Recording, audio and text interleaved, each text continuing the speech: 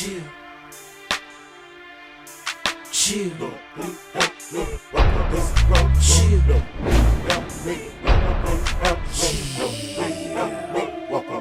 I am a child of a man. Chill. The greatest spirit. Laborers are few. So when the Lord has called us as laborers into his harvest, he gave us spiritual ears and eyes that we see and hear. So he didn't do that for nothing. So the Lord chose to wake you up so you could see the word and hear the word. He didn't do that for just I want him to see it, and then this other one, I'm going to leave him blind. No, he calls you to see for a reason. Because there's many sick people among you. I want you to help wake them up. Some produce fruit, some 30, some 60, some 90.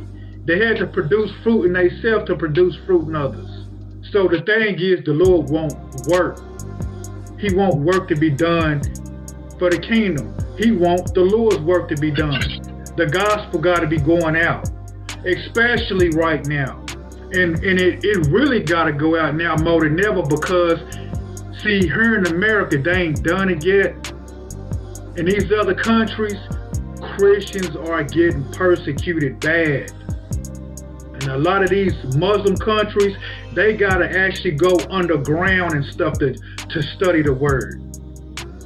See, here in America, we got certain liberties and freedoms here. It ain't hit us just yet. But a lot of these other countries, they catching hell, man. A lot of these Muslim countries, you bring that Bible out here if you want to. They'll cut your head off. So we're not going through those same persecutions as they are right now.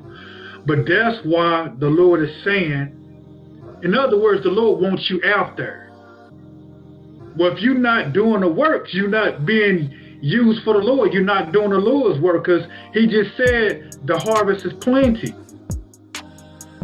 So the thing is, you might say, well, I don't know all the word. The Lord has given each and every man severally as he will. The Lord will give you what he wants you to say, what he wants you to do. Man, I'm not going to be able to tell you what to do. The Lord will put it on your heart what to do. And it might be something very small, but it will help the body. It will help the kingdom. It will help. See, the thing is, the Lord don't need us. The Lord, if you're not going to be used for the Lord will eventually just boot you out of the way. As a matter of fact, the scriptures even said they didn't produce fruit. He said, take it out to be burned. And then he kept saying it over and over. Just take it out to be burned. That's like when he cursed the fig tree and he didn't see that fig tree not producing fruit. You got to be producing fruit. That faith got to be increasing. Because if faith ain't increasing, you increasing. Man increasing. The lust of the flesh increasing. So if you increasing, flesh increasing, Christ is not increasing. Faith is not increasing. The word is not increasing in you. You're not producing fruit. You're not bearing the root. The root is Christ. So that's why these parables is showing some fell on stony ground. Some fell by seeds up by the wayside. Some fell deep into the ground. Everybody not going to be called to do the same thing. But the Lord will give you a gift, what he wants you to do. David just said, I just want to be the doorkeeper. The doorkeeper is just the one that's to let others in. So that right there shows that you ain't got to be called to be a prophet or going out here preaching, but you can do something for the ministry, for the body. Even Paul, he had to provoke them into love. He had to provoke them into helping and giving, helping one another. Get Luke 13 and get verse 6. Luke 13 and 6. He spake also this parable. A certain man had a fig tree planted in his vineyard, and he came and sought fruit thereon, and found none. What? A certain man had a fig tree planted in his vineyard, and he came and saw fruit thereon, and found none. A certain man planted in his vineyard, and he came and sought for fruit thereon, and found none.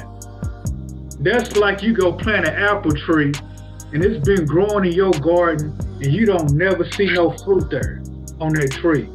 What are you gonna want to do? You gonna want to pull it up, throw it away. Go ahead, verse 7. Then said he unto the dresser of his vineyard, Behold, these 3 years I come seeking fruit on this fig tree. Look, he said, I've been here 3 years seeking fruit from this fig tree. What does the fruit represent? The Spirit. Right, the fruit of the Spirit. That's right. Go ahead. And find none. Cut it down. What? Cut it down. What? Cut it down. He said, cut it down. See, the Lord is showing you something here. Like, man, the Lord is beautiful because all in life, stuff that we go through, that we do on a day-to-day. This is a spiritual, a parable, but the Lord is giving us, he's trying to show a physical representation so we'll understand what he gonna do with us. He's trying to make us understand physically, okay, you got a tree here. If this tree ain't producing apples, I'm getting rid of it. So we are the tree. If you're not producing nothing, I'm getting rid of you. So the question is, if you wasn't never producing nothing, are you his elect? No. No, it's impossible. A good tree cannot bring forth evil fruit. A corrupt tree cannot bring forth good fruit. So he said, I come seeking fruit on this fig tree and find none. He said, cut it down. Go ahead. Cut it down while cumbereth in the ground. Right. He said, cut it down while cumbereth in the ground. That cumber said to destroy. Destroy it into the ground. Go ahead. And he answering said unto him, Lord, let it alone this year also, till I shall dig about it and dung you. Right. So what he's saying, Lord, don't cut it down. Maybe let me try to put fertilizer on it, cow dung or something. Because you know, cow manure and all of that, that's what helps the fruit grow. So even in that right there, the Lord is showing you how to grow your vineyard, cow dung and stuff. So he's saying, you know, don't cut it down. Let me dig it and put dung in it. Right, so he said, and if it bear fruit, well. If it bear fruit, well. If not, then after that thou shalt cut it down. Watch these precepts. All right, Luke 3:9. And now also the axe is laid unto the root of the trees. So he said the axe. Who would be this axe here? The Lord? The Lord, brother. That's right. Go ahead. Every tree, therefore, which bringeth not forth good fruit is hewn down. Is what? Hewn down. Right. So it says, and now also the axe is laid into the root of the trees. Every tree, and we are the trees, which bringeth not forth good fruit, is hewn down. Go ahead. It said it's cut down. Go ahead. And cast into the fire. And what? And cast into the fire. These are the precepts to that other verse, y'all. So that's just like us. When we have a tree that we been growing for a long time. Like my wife said, we're gonna dig it up and get rid of it. Now, if we the tree and we're not producing fruit, what do you think the Lord gonna do with us? Cast us into the fire. You're gonna be cast into the fire. because you was not his. To be honest, it goes with what we're talking about now about the fruit, being fruitful. Matthew 25:14. And it says, for the kingdom of heaven is as a man traveling into a far country who called his own servants, delivered unto them his goods. And unto one he gave 5 talents, to another 2, and to another 1. To every man according to his several ability. What? And to every man according to his several ability. Beautiful. Yeah. Right there. Read that again. And unto one he gave 5 talents, to another 2, and to another 1. To every man according to his several ability. So to his several ability, that's why I said the Lord gonna give each and every one according severally as he will. Go ahead. And straightway took his journey. Then he that had received the 5 talents went and traded with the same, and made them other 5 talents. And likewise he that had received 2, he also gained other 2, being fruitful. But he that had received 1 went and digged in the earth and hid his Lord's money. Read that again, brother. But he that had received 1 went and digged in the earth and hid his Lord's money. But he that received, and he went and digged in the earth and hid his Lord's money. After a long, he hid the Lord's money. He hid the Lord's money. Go ahead. After a long time, the Lord of those servants cometh and reckoneth with him. So the Lord's servants came back and they reckoned, meaning they asked him. You know what I'm saying? They like, okay, you know, what's that? Because you're supposed to be a servant of the Lord. So they came back to reckon with him. Go ahead. Where's your fruit, man? Right, exactly. And so he that had received 5 talents came and brought other 5 talents, saying, Lord, thou deliverest unto me 5 talents. Behold, I have gained beside them 5 talents more. Fruitful. Producers, yep. His Lord said unto him, well done, thou good and faithful servant. Thou hast been faithful over a few things. I will make thee ruler over many things. Enter thou into the joy of thy Lord. And it takes me back to somewhere 100-fold, 60-fold, 30-fold. You see what I'm saying? He also that had received 2 talents came and said, Lord, thou deliverest unto me 2 talents. Behold, I have gained 2 other talents beside them. His Lord said unto him, well done, good and faithful servant.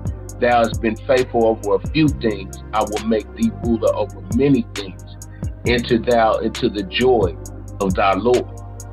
But you see, they all produced and they all didn't receive the same amount of talents, but the point is they did produce. Exactly. Like talent, would that be like your faith? Yes, absolutely. It could be. It's definitely your faith. Most definitely your faith. Because without faith, it's impossible to please God. But your faith, you have to have works. So a person can't say, I have faith. They have to have works behind that faith. They have to show they really have faith. So meaning, if you really faithful in the Lord, it will show. Can't nobody say, that wasn't a woman of the Lord. They will see all what you have done to show that you have faith. Then he which had received the 1 talent came and said, Lord, I knew thee that thou art an hard man. I knew the Lord was what? a hard man. I knew thee that thou art an hard man. Right. So this is where everybody get it twisted, like the Lord was just an old soft little baby in the manger man.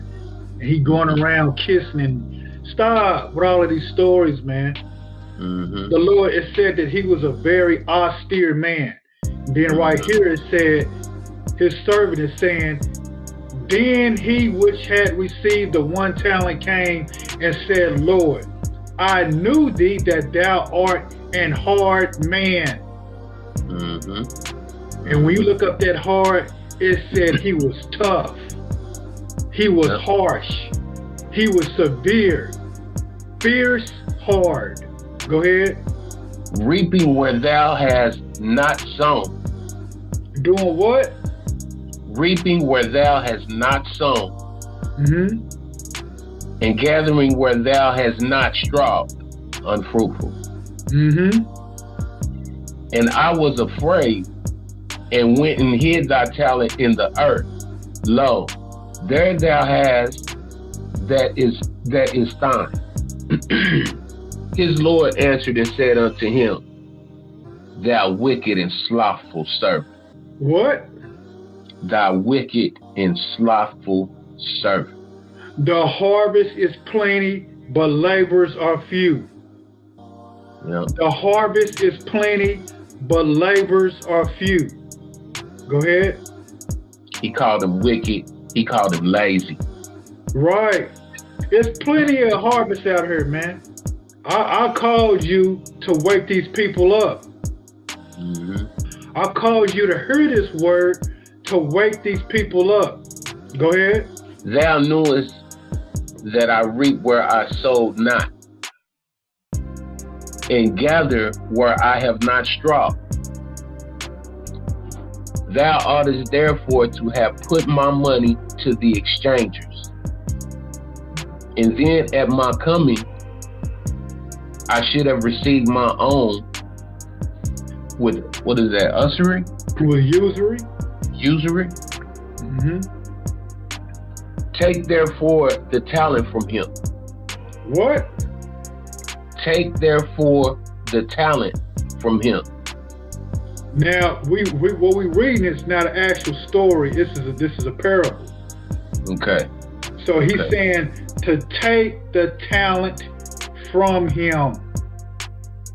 Oh, this is horrible, brother. And what did we just say that we was just talking about? When it's not producing fruit, to do what? Cut it down. Yeah. If the Lord take the talent from you, where you think you're gonna be at? Right. Yes, that is not going. You spiritually not gonna be well. Right. This is him. If the Lord can took a talent from you, you would never grow. Go ahead. And give it unto him which have 10 talents. And give it unto him that what? Which have 10 talents. For unto every one that hath shall be given, and he shall have abundance. But from him that hath not shall be taken away, even that which he hath.